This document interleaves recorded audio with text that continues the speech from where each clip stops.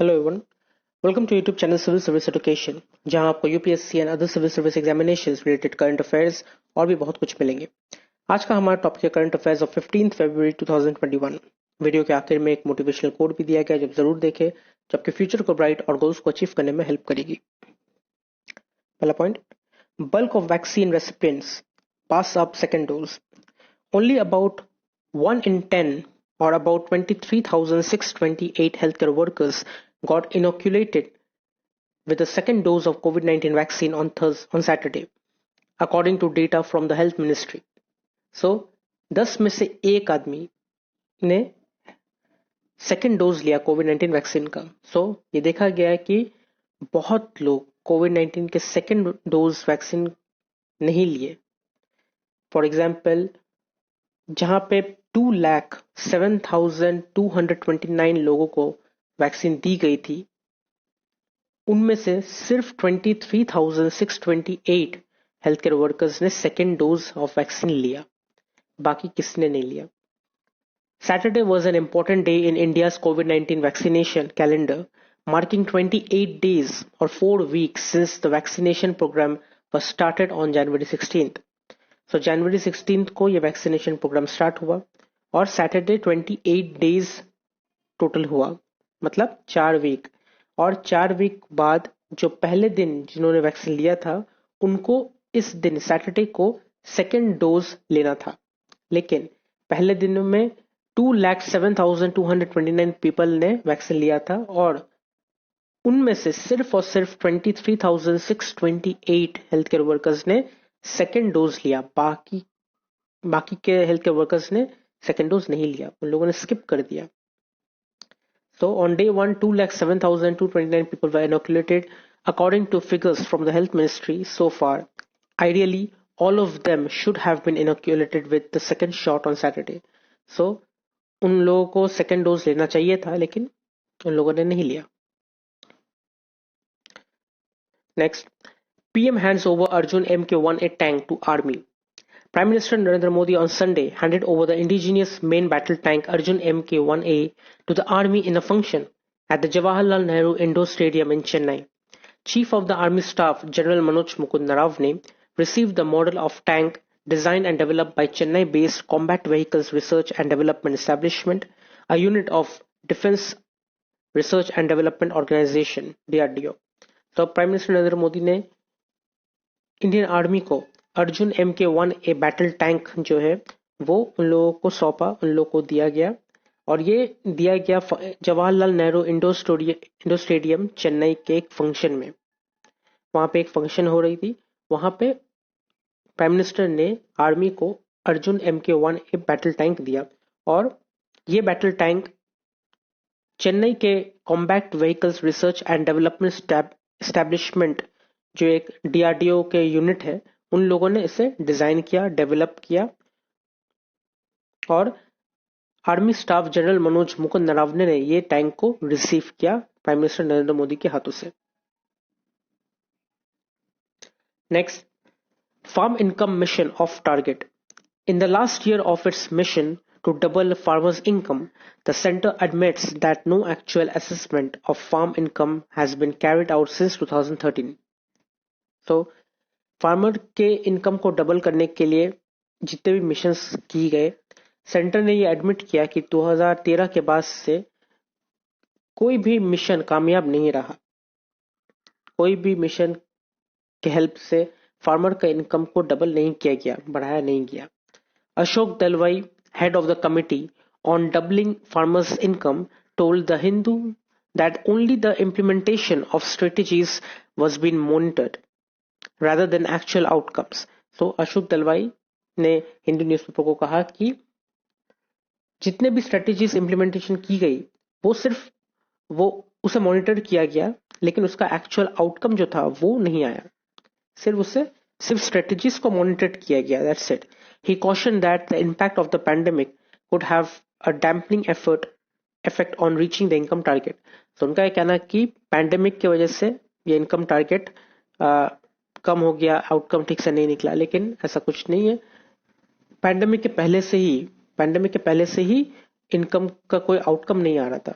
जितने भी income target की गए थे उनका आउटकम, एक्चुअल आउटकम नहीं आ रहा था, क्योंकि सेंटर ने डायरेक्टली कहा कि 2013 से जब फार्मर्स की इनकम को बढ़ाया नहीं किया तो पैंडेमिक तो 2020 में आया।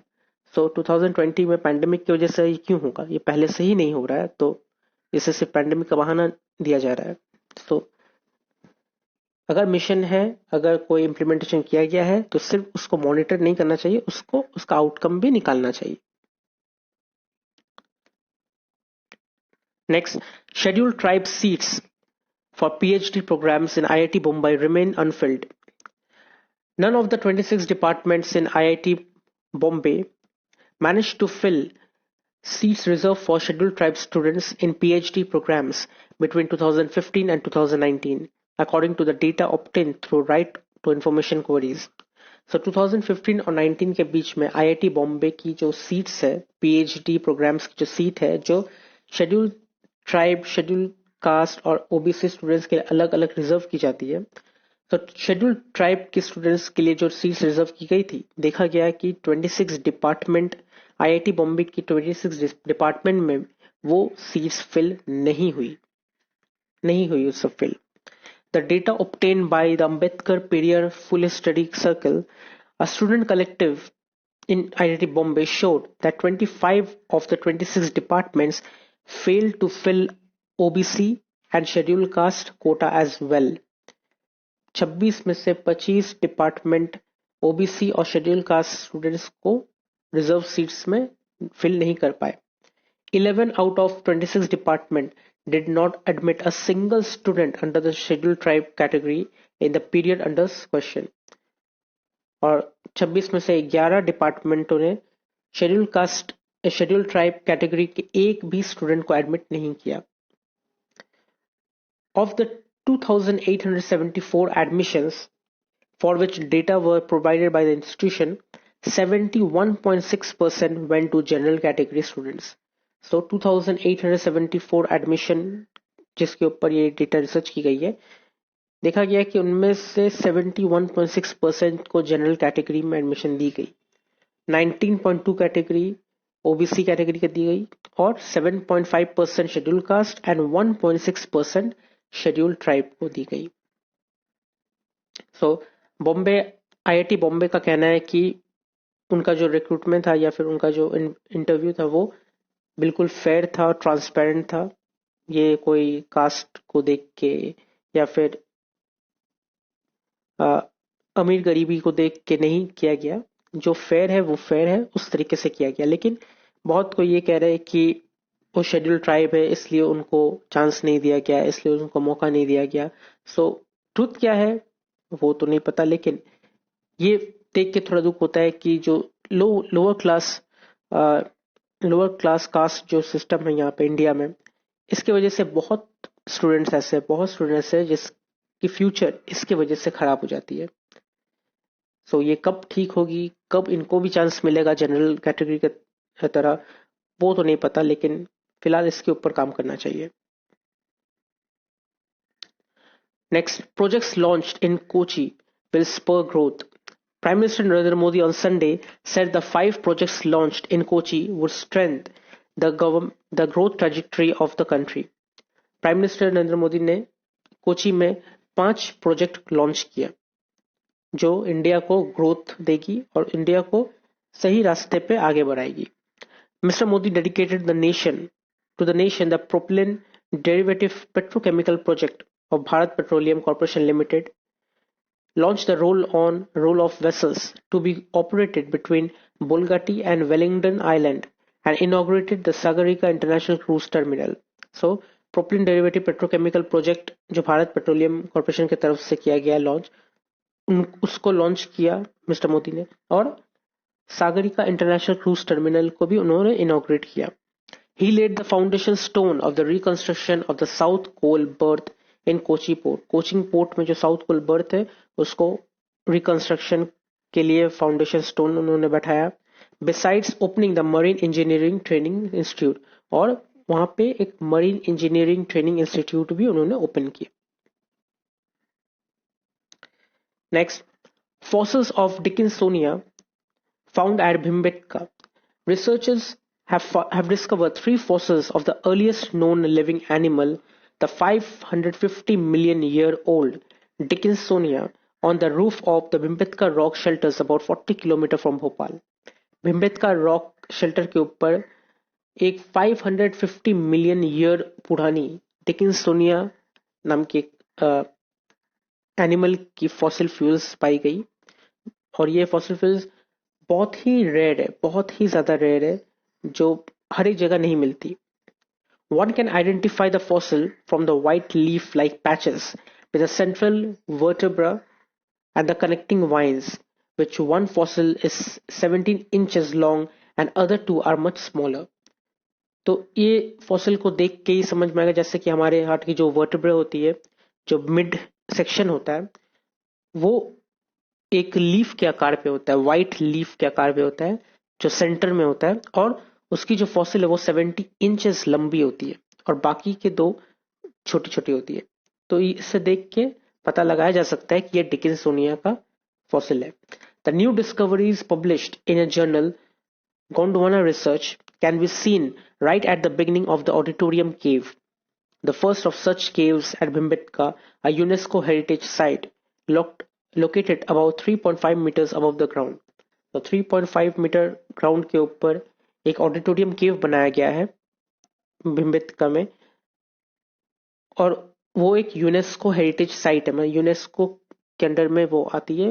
उनको यूनेस्को ने उसे एक हेरिटेज साइट बताया कि वहां पे जाके लोग रिसर्च कर सकते हैं, बहुत अनोखी अनोखी चीजों के बारे में जान सकते हैं. तो वहां पे जो गोंडवाना रिसर्च किया गया है, ये डिकिंसोनिया के बारे में भी उसमें ऑडिटोरियम केव के स्टार्टिंग में ही दिखाया लगाया गया है, रखा गया है, ताकि लोग जाके उसे देख सके.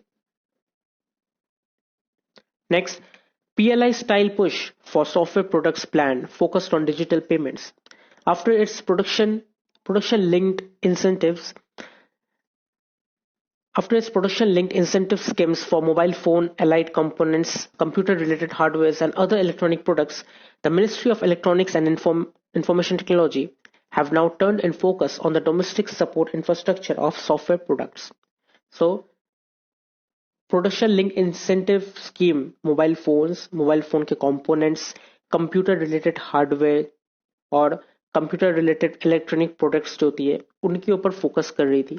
अब जब उस पर काम हो चुका, अब उनका फोकस चेंज हो गया है domestic support infrastructure software product की तरफ और स्पेशली डिजिटल पेमेंट की तरफ. The domestic digital payments ecosystem has now been shortlisted, and as a part of its effort, the IT Minister will use the rupees 1,500 crore earmarked in the budget 2021-22 to augment safety and infrastructure of the digital payment system.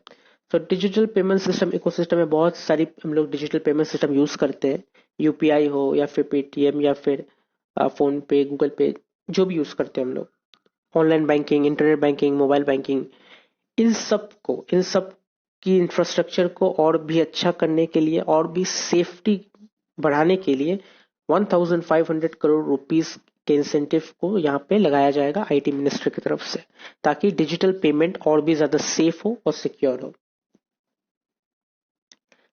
Next, Senate acquits Trump of incitement. Former US President Donald Trump was acquitted by the US Senate in the impeachment trial of inciting an insurrection with regard of January 6 attack on the Capitol by a mob of his supporters seeking to stop the certification of the Electoral College result. तो जैसे कि हम लोग पता है, जनवरी 6 को US Capitol में attack हुआ था. बहुत लोगों ने, जो ट्रम्प सपोर्टर्स थे, उन लोगों ने अटैक किया था. इलेक्शन रिजल्ट को उन लोगों ने गलत बता रहे थे, वो लोग नहीं मान रहे थे. तो एक वीडियो पे देखा गया था कि जहां उसी दिन सुबह के वक्त डोनाल्ड ट्रंप ने अपने मीटिंग में, अपने स्पीच में ये कहा था कि वो लोग जा सकते हैं, वो लोग प्रोटेस्ट कर सकते हैं, अटैक कर सकते हैं. इसके वजह से उनके ऊपर इम्पीचमेंट का ट्रायल लगा था, लेकिन वो इम्पीचमेंट ट्रायल में वो कन्विक्ट नहीं हुए, वो अक्विट हो गए और उनके फेवर में वोट दिया गया और सेकेंड impeachment trial से भी वो मुक्त हो गए. At the conclusion of proceedings, that began last week, the Senate voted 57-43 on Saturday to acquit Mr. Trump, with 7 Republican senators joining their Democratic colleagues to convict the former president. So 57 vote मिला उनके for पे और 43 उनके against में मिला. 7 Republican senators, मतलब जो Trump के पार्टी के जो सेनेटर्स हैं, उन लोगों ने भी उनके अगेंस्ट वोट किया था. तो इन 7 सेनेटर्स को पता है कि उन्होंने क्या किया था, लेकिन बाकी ने उनका साथ नहीं दी. बाकी ने डेमोक्रेटिक्स का साथ नहीं दिया, उन्होंने ट्रम्प का ही साथ दिया और उन्हें बचा लिया. A majority of 67 votes would have been required for a conviction. तो कन्विक्शन के लिए 67 वोट्स मेजोरिटी चाहिए. सो ये होने के बाद उनका सेकंड इम्पीचमेंट ट्रायल में भी वो बच गए. और प्रेसिडेंट जो बाइडेन का कहना है कि डेमोक्रेसी कभी इतनी डार्क भी हो सकती है कि हम लोगों ने जो देखा कि उन्होंने कहा था कि अटैक करने के लिए या फिर प्रोटेस्ट करने के लिए, और वो उससे बच गए क्योंकि वहां के जो कॉन्स्टिट्यूशन है, अमेरिका कॉन्स्टिट्यूशन में जो फ्रीडम ऑफ स्पीच है, फ्रीडम ऑफ स्पीच के आधार पे डोनाल्ड ट्रंप बच गए. नहीं तो ये कोई और डेमोक्रेसी होता तो अब तक उन्हें इम्पीचमेंट कर दिया गया होता. Next, Pakistan Army conducts exercise in Thar Desert. The Pakistan Army is holding a month-long exercise in Thar Desert located in the Sindh province to prepare for conflict in extreme desert environment. तो Pakistan army Thar desert में अपना month long exercise, army exercise training कर रही है, जो desert environment, extreme desert environment में भी कैसे काम कर सकते हैं उस हिसाब से वो लोग प्रैक्टिस कर रहे हैं, एक्सरसाइज कर रहे हैं. The exercise code named Jidar-ul-Hadid began on January 28 and is scheduled to conclude on February 28, the army said in an official statement on Saturday. So ये एक्सरसाइज का नाम दिया गया है जिदार-उल-हदीद और ये 28 जनवरी से स्टार्ट हुआ, 28 फरवरी तक चलेगी. Meanwhile, the multinational naval exercise hosted by Pakistan, Aman 2021, began in Arabian Sea. It will conclude on February 16th. Arabian sea में पाकिस्तान ने नेवल एक्सरसाइज स्टार्ट किया है जिनका नाम दिया गया है अमन 2021, और ये 16 फरवरी से कंक्लूड होगी और इसमें 45 कंट्रीज हिस्सा लेगी, including US, Russia, China, Turkey और भी बहुत सारी कंट्रीज इसमें पार्टिसिपेट करेगी. Next, UAE's hope probe sends home first image of Mars. The UAE Hope probe sent back its first image of Mars, the National Space Agency said Sunday, days after the spacecraft successfully entered the red planet's orbit. So UAE का जो spacecraft है वो Mars के orbit में घुस चुका है और मार्स का पहला पिक्चर UAE के होप spacecraft ने भेजा. The picture captured the largest volcano in the solar system, Olympus Mons, emerging into the early morning sunlight. तो उन्होंने ओलंपस मॉन जो सबसे बड़ा वोल्केनो है मार्स का, उसका पिक्चर नेशनल स्पेस एजेंसी को भेजा. The image was taken from the altitude of 24,700 km above the Martian surface on Wednesday, a day after the probe entered Mars orbit. तो ऑर्बिट में घुसने के बाद ही ये पिक्चर वहां से भेजा गया. तो ये यूएई के लिए बहुत सक्सेसफुल मिशन रहा, क्योंकि ये पहला मिशन है जो एक मिडिल ईस्टर्न कंट्री ने किया और पहले मिशन में ही मार्स में उन्होंने कामयाबी हासिल की. और ये उनके लिए बहुत बड़ा अचीवमेंट है और आगे चलते जितने भी मिशन वो लोग करेंगे उन सबको ये मिशन एक बूस्ट देगी ताकि आगे का मिशन भी ये लोग और भी अच्छे से कर सके. And next is important days, और 15 फरवरी का कोई भी इंपॉर्टेंट डे नहीं है.